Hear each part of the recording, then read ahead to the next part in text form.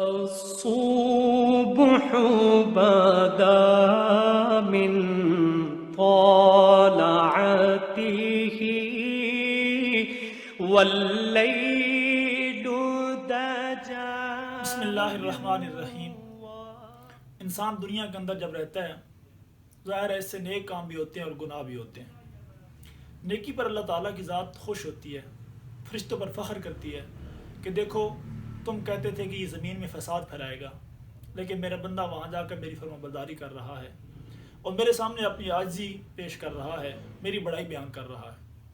اور جب انسان گناہ کرتا ہے تو ظاہر ہے اللہ تعالیٰ کی ذات ناراض ہوتی ہے، لیکن اس ناراضگی کے باوجود بھی اللہ تعالیٰ اس گناہ گار پر 4 احسان فرماتے ہیں.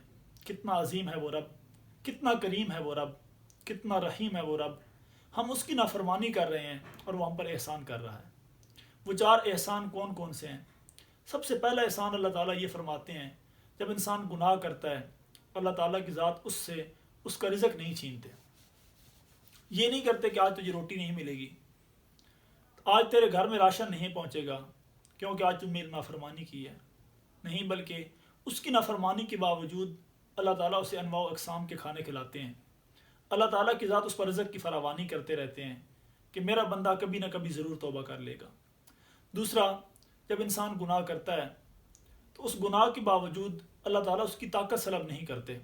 اگر اللہ تعالیٰ چاہیں اس کے ہاتھوں کی طاقت اس سے سلب کر لیں، اس سے بولنے کی طاقت سلب کر لیں، اس سے دیکھنے اور سننے کی طاقت سلب کر لیں، اس سے چلنے کی طاقت سلب کر لیں. رب تعالیٰ اس پر قادر ہیں. وہ چاہیں تو زمین کو حکم دیں زمین پھٹے اور انسان زمین کے اندر دھس جائے.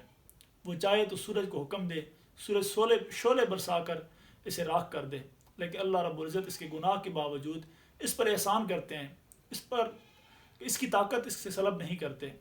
اور تیسرا یہ کہ جب وہ انسان گناہ کرتا ہے، گناہ کر کے اپنے گھر سے باہر نکلتا ہے یا جہاں گناہ کرتا ہے وہاں سے جب نکلتا ہے لوگوں کو سلام کرتا ہے، لوگ اس کے ساتھ عزت سے پیش آتے ہیں. اللہ تعالیٰ لوگوں پر اس کے گناہ کو ظاہر نہیں کرتے. پہلی امتوں میں اگر کچھ شخص گناہ کرتا تھا، صبح جب وہ اٹھتا تو اس کے دیوار پر یا دروازے پر یا اس کی پیشانی پر اس کا گناہ لکھا ہوتا کہ اس نے رات کو فلاں گناہ کیا ہے. اللہ تعالیٰ ہم پر یہ احسان فرماتے ہیں، ہمارے گناہ کو ظاہر نہیں فرماتے.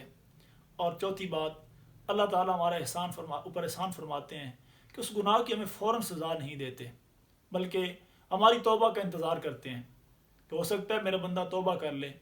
اور اگر انسان توبہ کر لے تو اس کے گناہ کو اللہ معاف فرما دیتے ہیں، اور اگر توبہ نہ کرے تو صرف ایک گناہ لکھا جاتا ہے.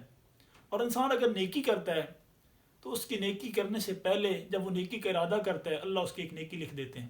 اور جب وہ نیکی کر لیتا ہے اللہ اس نیکی کو 70 گناہ تک، بعض دفعہ 700 گناہ تک بڑھا کر لکھوا دیتے ہیں، تاکہ کل نامہ اعمال کے اندر نیکیاں زیادہ ہو جائیں، گناہ کم ہو جائیں اور میرا یہ بندہ جنت میں چلا جائے.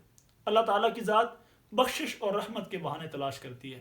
ہم ہیں وہ لوگ کہ اتنے احسانات کے باوجود پھر رب تعالیٰ کے شکوے کرتے ہیں، پھر اس کی نافرمانیاں کرتے ہیں، اسی کا رزق کھاتے ہیں اور اسی کی نافرمانیاں کرتے ہیں. اللہ ہمیں اپنی نافرمانیوں سے بچنے کی توفیق عطا فرمائے. وآخر دعوانا الحمدللہ.